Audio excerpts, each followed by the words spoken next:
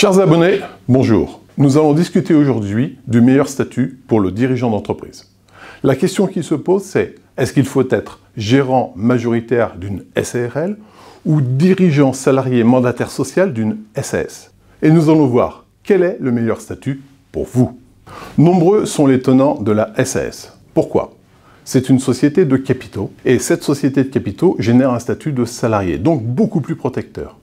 En outre, si je dois distribuer des dividendes, je ne subis pas de charges sociales puisque je suis en société de capitaux, rémunération de capitaux. A contrario, la SARL est une société de personnes, donc la distribution de dividendes sera soumise à charges sociales. Et les tenants de la SAS, opposant ces deux éléments, disent « la société SAS est beaucoup plus performante ». Ils se trompent très souvent, et en fait à 99% des cas. Je vais vous en faire la démonstration. Pour faire cette démonstration, nous allons d'abord voir quels sont les avantages et les inconvénients de chaque statut. La SAS, nous avons un salarié, il est très bien protégé comme nous l'avons dit. Il bénéficie de la convention collective, il bénéficie d'une protection de cadre, d'une mutuelle de cadre et d'une retraite surtout, il cotise à la GIRC en tant que cadre. Donc sa protection sociale est très bien ficelée. Il a en outre, comme on l'a dit tout à l'heure, l'énorme avantage de pouvoir se distribuer des dividendes sans charge sociale. A contrario, le TNS n'est pas un salarié, comme on l'a vu, donc il a une protection sociale individuelle. Il peut donc mettre en place ce qu'il veut, il n'est pas contraint par la convention collective ou le collège. Le salarié, lui, va être contraint par le collège. Ce qu'il fait pour lui, il le fera pour tout le collège. Le TNS, il fait ce qu'il veut. Même chose pour la mutuelle. Il pourra mettre en place une mutuelle individuelle, et notamment une mutuelle non responsable qui sera beaucoup plus couvrante qu'une mutuelle classique. Il a de plus une déduction fiscale supérieure, 25% contre 8%, s'il met en place une cotisation retraite. Et enfin, il paye énormément moins de charges sociales que le salarié. Voyons maintenant les inconvénients de chaque statut. Le salarié, comme on l'a vu, est contraint par la convention collective. Ce qu'il fait, il doit le faire dans le cadre de la convention collective. Et s'il veut faire plus, il le fera dans un cadre collégial. C'est-à-dire que ce qu'il fera pour lui, il le fera pour l'ensemble des cadres. Ça a donc un coût, et ce coût, il n'est pas forcément prêt à l'assumer. Donc bien évidemment, tout ce qui est sur mesure ne lui sera pas accessible. Il a en plus une cotisation complémentaire pour améliorer sa retraite, qui est limitée à 8% de son brut. Et ce ne sera pas suffisant. Enfin, et c'est là la vraie pierre d'achoppement, sa charge sociale va progresser de façon linéaire et de façon très importante au fur et à mesure que son revenu va monter. Donc ce statut, certes très protecteur, est très cher. A contrario, le travailleur non salarié, lui, doit avoir une protection individuelle. Donc il y a un premier inconvénient, c'est qu'il faut qu'il soit en bonne santé au moment de la signature. Il faut y être attentif. Le deuxième point, c'est qu'une protection sociale individuelle est toujours un petit peu plus chère qu'une protection de groupe. Mais ce n'est pas ça le plus important. Le plus important, la pierre d'achoppement, on l'a vu, c'est la distribution de dividendes. Et là, effectivement, lui va subir la charge sociale. Et c'est un frein. Pour départager les deux statuts, nous allons prendre un exemple. Il s'appelle Paul d'Exemple, il est marié, il a 2 enfants, un conjoint qui est femme au foyer. Il est propriétaire de sa SAS à hauteur de 100%, moins une part qu'il a donnée à sa femme. Si un jour vous posez la question, n'hésitez pas à m'interpeller. Il est ensuite en rémunération à hauteur de 90 000 € bruts par an, et il se distribue de façon assez récurrente 50 000 € de dividendes. Nous allons donc voir ce que ce statut coûte en salarié. Le coût pour l'entreprise est de 189 000 € approximativement. Ce coût se divise entre un coût de dividende et un coût de rémunération. Pour la partie dividende, 50 000 € distribués vont coûter 11 584 € en imposition, ce qui est logique puisqu'on a dépassé la tranche à 15%. On fera l'explication tout à l'heure. Et pour la partie rémunération, c'est la partie la plus coûteuse. On sera à 127 000 € parce que 90 000 € de rémunération brute nécessitent des charges patronales. Donc au global, lorsqu'on fait effectivement le calcul de l'ensemble, nous aurons une rémunération nette après impôt de 98 730 €. Nous allons maintenant opposer le statut de salarié et le coût salarié au statut TNS et le coût TNS. Voyons lequel des deux est le plus performant. Voici la présentation des deux prestations. On est bien sur une enveloppe de 188 000 €, quasiment 189 000 € des deux côtés. Donc on a bien une enveloppe égale. Et on voit immédiatement que la partie dividende est sensiblement plus taxée sur le TNS, le travailleur non salarié, que sur le salarié. Et pour cause, il paye 15 000 € de charges sociales.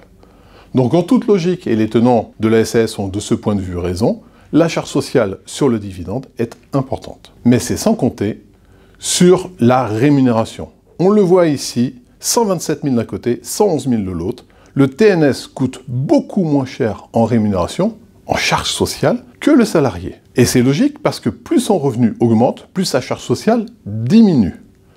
Donc, ce qu'on va perdre d'un côté en payant des charges sociales sur les dividendes, on va le gagner de l'autre sur la charge sociale de rémunération.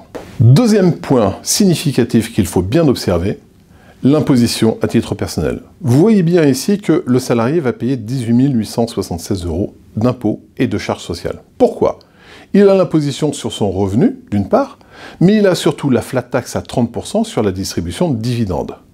Alors que de l'autre côté, le TNS, lui, va bien payer de l'impôt sur son revenu, mais sur le dividende, il ne paiera pas la flat tax, il ne paiera qu'une partie. Il a déjà payé la charge sociale à travers l'entreprise, il ne la paiera pas une deuxième fois. Donc du coup, il est largement gagnant sur ce point aussi. Donc très logiquement, on a un coût global qui est inférieur en TNS par rapport aux salariés, et on gagne quand même ici 8 865 € plus qu'un 13e mois. Donc, je vous pose la question, voulez-vous un 13e mois gratuit pour la même enveloppe d'entreprise ou pas? Bien entendu, vous allez me dire, là, c'est le cas de monsieur l'exemple, dans une situation prédéfinie. Eh bien non. Cette situation s'applique dans tous les cas et avec toutes les rémunérations. Je vais vous en faire la démonstration sur un graphique qui vous permettra de visualiser l'ensemble des charges sociales et des impôts qui sont prélevés. Voici un tableau qui va vous permettre de constater quelles sont les charges sociales et les impôts qui sont prélevés en fonction de chaque statut. Tout d'abord, le statut du salarié. Vous voyez qu'au fur et à mesure que la rémunération monte, la charge sociale et l'impôt montent de façon plus que proportionnelle. Plus je gagne, plus je vais proportionnellement encore payer. Et on voit qu'il y a une pierre d'achoppement à partir de 300 000 € où la charge sociale et l'impôt deviennent déments. Lorsqu'on constate le statut du TNS, on s'aperçoit que la charge sociale et l'impôt progressent aussi avec le revenu, mais de façon bien moindre. On part d'une part beaucoup plus bas et on grimpe beaucoup moins vite. Toute la partie verte, c'est la partie de gain. Donc plus je gagne, plus mon gain sera important. On aura une petite inversion de la courbe à partir de 300 000 € distribués au total, où effectivement le gain va se réduire légèrement. Mais on sera encore gagnant. Pourquoi? Eh bien c'est simple. Si vous visualisez la courbe jaune, c'est celle du mandataire social salarié. Vous voyez d'une part que ça commence très très haut en termes de prélèvement, 81%. Et que ça diminue, certes, au fur et à mesure que le revenu augmente, mais ça ne descend pas très très vite. Il faut atteindre effectivement plus de 200 000 € de rémunération globale pour que la courbe s'effondre jusqu'à 41%. Ça reste encore très élevé. Si l'on regarde la courbe verte, celle du travailleur non salarié, on le voit qu'elle commence beaucoup plus bas, 55%. Et surtout, elle diminue très vite, pour atteindre 24% au plus haut de la rémunération. Donc, on s'aperçoit que dans tous les cas, il y a une différence significative entre les deux statuts. Maintenant, si on s'intéresse aux dividendes, pour le salarié, courbe violette, on part de relativement bas et on monte petit à petit au fur et à mesure du montant des dividendes. Ça monte de façon importante au-delà de 200 000 €. Pour la courbe rouge, qui est la courbe de dividendes avec charge sociale, donc pour le gérant majoritaire, on part effectivement beaucoup plus haut, mais on a une inflexion autour de 30 000 €, je vous expliquerai tout à l'heure pourquoi, et surtout, au-delà de 200 000 €, ça coûte moins cher de distribuer du dividende chargé que du dividende non chargé. Alors pourquoi est-ce que la courbe de dividendes chargés diminue à un certain endroit pour progresser ensuite? Eh bien c'est parce qu'il faut tenir compte de l'imposition des sociétés à hauteur de 15% tant que le dividende distribué est inférieur à 40 180 €. Au-delà, le dividende est imposé à 25%, ce qui est significatif et fait monter la courbe de façon importante. Abordons maintenant le sujet de la fausse bonne idée. Certains vont vous dire, puisqu'il y a des charges sociales sur les dividendes en SARL, on ne prend pas la SARL. Si j'ai des charges sociales sur le revenu, je ne prends pas de revenu. Je vais donc prendre une SAS avec juste des dividendes. Très, très mauvaise idée. C'est le pire des scénarios. Pourquoi? Eh bien, je vais vous en faire la démonstration avec des chiffres. On voit ici que j'ai décidé de ne plus distribuer de rémunération. J'ai donc un coût de rémunération qui est à 0. Et de cette manière, j'ai optimisé ma distribution de dividendes qui est passée de 50 000 à 145 000 euros. Donc, je suis supposé gagner plus, puisque je n'ai plus de charges sociales, et que je distribue du dividende qui ne subit que la flat tax. C'est vrai. Je vais avoir en gros 22 000 euros de revenus en plus, net après impôt.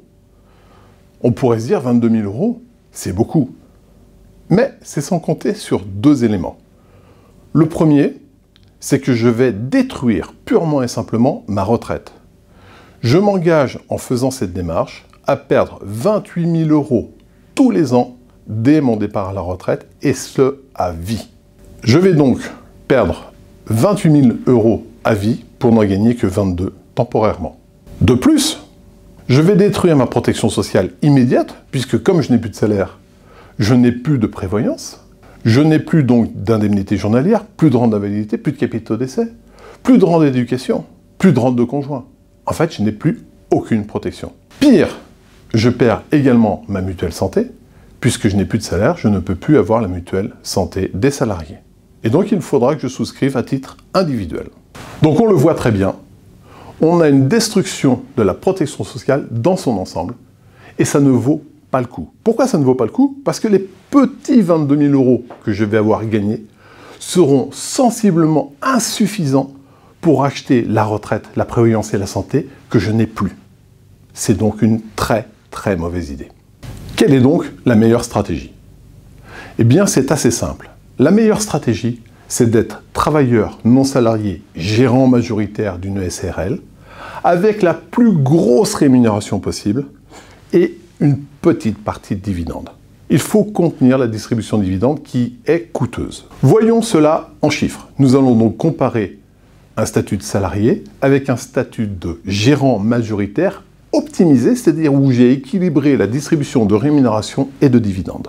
Nous sommes toujours sur une enveloppe de 189 000 euros approximativement, et nous voyons tout de suite que nous avons distribué moins de dividendes. Nous sommes en dessous des 40 000, l'optimisation se situe autour de 32 000 euros. Il faut donc distribuer 32 000 euros dans cette situation pour optimiser d'une part l'impôt société qui restera contenu à 15%, et la charge sociale, qui sera, elle, à la tranche marginale de charge sociale du TNS. Plus je monte en rémunération, plus ma charge sociale diminue. Donc, si je distribue du dividende, je distribuerai du dividende à la charge sociale marginale. Le coût de ma rémunération, bien évidemment, va monter puisque je distribue plus de rémunération. Néanmoins, comme ma charge sociale diminue, plus ma rémunération monte, elle ne sera pas très importante. Et si l'on compare d'ailleurs la charge sociale patronale et salariale du côté salarié, elle est toujours supérieure à ma charge sociale, même optimisée en TNS. À l'arrivée, bien évidemment, on a un différentiel significatif. On a 10 000 euros quasiment de net après impôt en plus dans sa poche. 10 000 euros, c'est pas neutre, d'autant qu'on ne détruit pas la retraite, on est sur une retraite quasi équivalente, donc on a plus de rémunération et autant de retraite. Et surtout, on optimise sa protection sociale puisqu'on l'a fait sur mesure, donc on fait ce qu'on veut et on a la même protection sociale qu'un salarié. Les chiffres sont donc sans appel, il n'y a pas d'équivoque. Le statut TNS avec une distribution mesurée du dividende est le meilleur statut dans toutes les situations. Meilleure rémunération, protection sociale identique, retraite conservée. Il est néanmoins nécessaire de faire une étude parce qu'il peut y avoir des cas à la marge.